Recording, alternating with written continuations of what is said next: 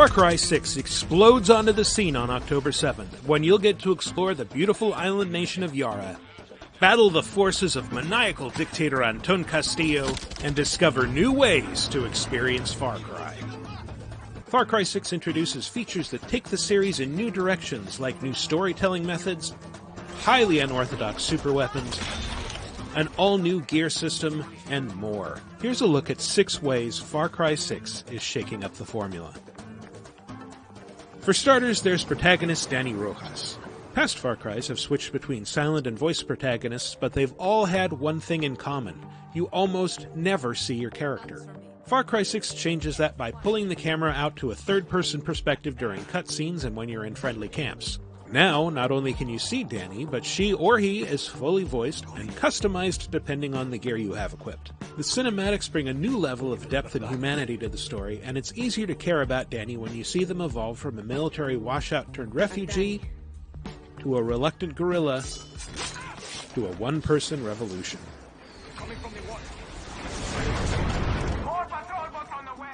Speaking of Danny, one of the more subtle but wonderful additions to Far Cry 6 comes with the music that plays over the radio, which Danny sometimes sings along to. Who among us is immune to a little car karaoke? Talking about customization brings us to gear, and in Far Cry 6, it's not just for show. You can outfit Danny with head, chest, leg, foot, and wrist gear, each of which carry new buffs, perks, and abilities to fit your playstyle.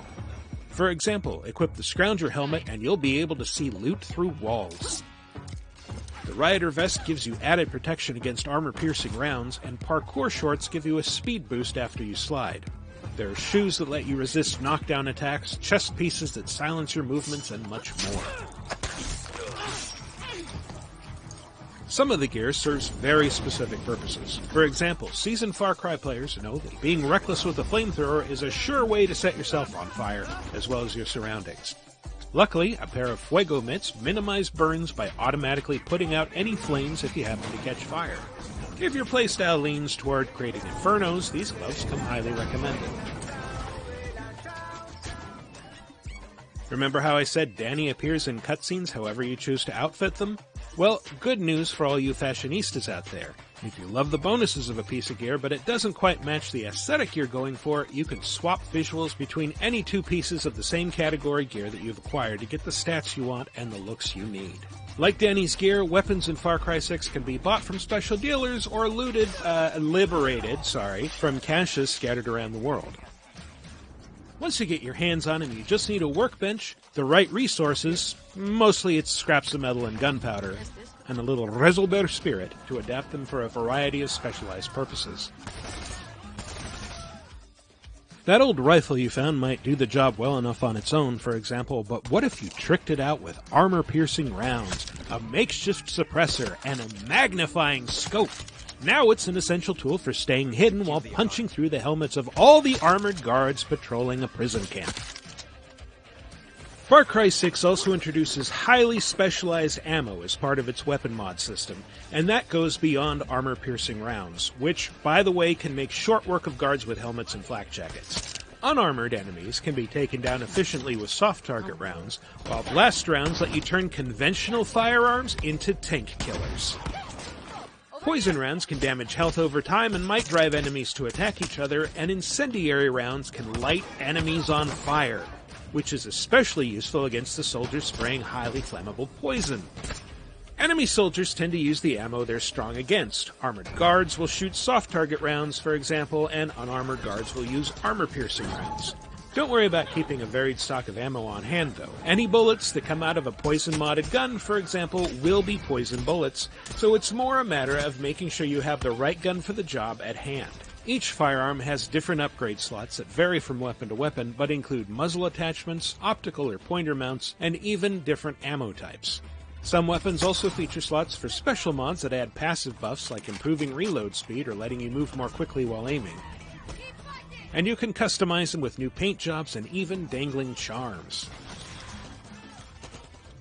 Since Danny's able to equip up to 3 full-sized weapons and a sidearm, you can carry a small arsenal customized for any situation and target.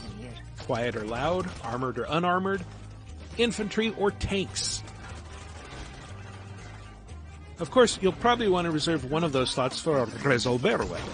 Resolver weapons are jury-rigged monsters that pack a massive punch and are most useful in extreme situations.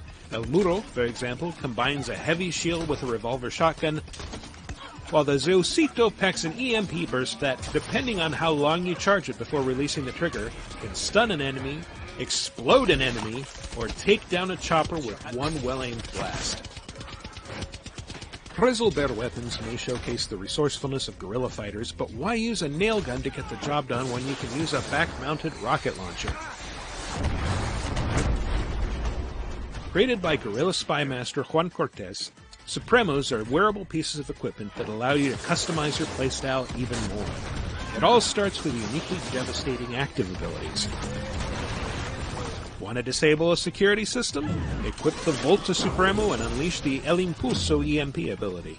If you find yourself swarmed with enemies, the Furioso Supremo's Fuego Loco ability unleashes an explosive ring of fire all around you and gives you an air dash to jump further or escape tricky situations. These powerful active abilities operate on a cooldown timer and can be charged by causing chaos. Supremos also let you equip standard mods and gadgets. Standard mods customize things like your throwable carrying capacity, your Supremo's recharge modifiers, and the power and range of its effect.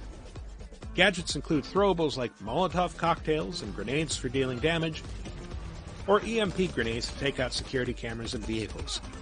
No matter how you choose to play Far Cry 6, there's a Supremo for you. Of course, improvised guns and back-mounted super weapons will only carry you so far. If you want something that can carry you anywhere, you want a horse. Sure, there's an assortment of vintage cars, trucks, and motorcycles all over Yara, and after your first few missions, you'll even get an armored, customizable sedan that you can summon at any time. But guess what? You can't pet an armored sedan, and they don't cut as majestic a figure while you're riding them across high cliffs. In fact, driving 1950-style honkers across cliffs is probably ill-advised in general. They're also not great for navigating steep mountainsides or dense forests, and while you can drive them across Yara's more uneven, rockier terrain, it'll be a rough ride. This is where horses come in. Nimble, sure-footed, petable. Horses are often the best solution for getting around Yara's dusty back roads in a hurry, and their ability to go places most vehicles can't makes them a great way to reach hidden rebel hideouts and haunted caves.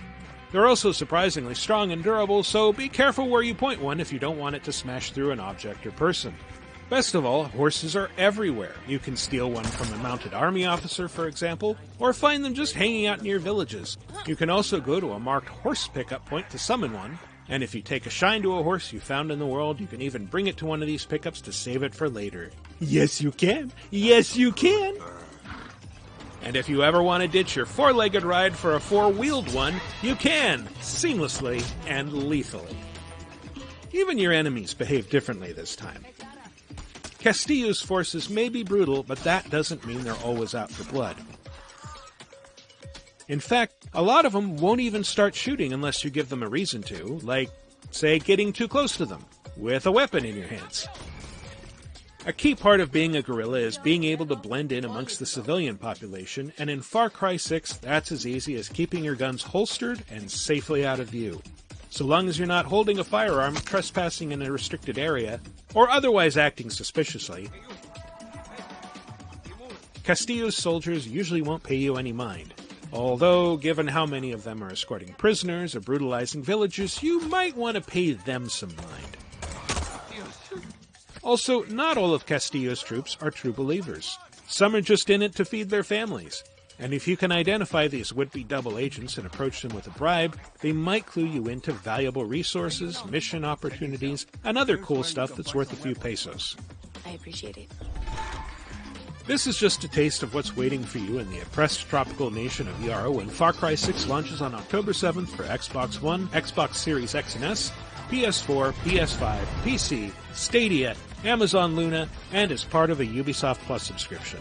Get ready to unite guerrilla factions, wield absurdly powerful improvised weapons, and fight your way back to the capital city of Esperanza to finally restore freedom to its people. For more on Dani Rojas, Libertad, and their explosive struggle to unseat Anton Castillo, subscribe to this channel and visit us at news.ubisoft.com. Hell of a fight.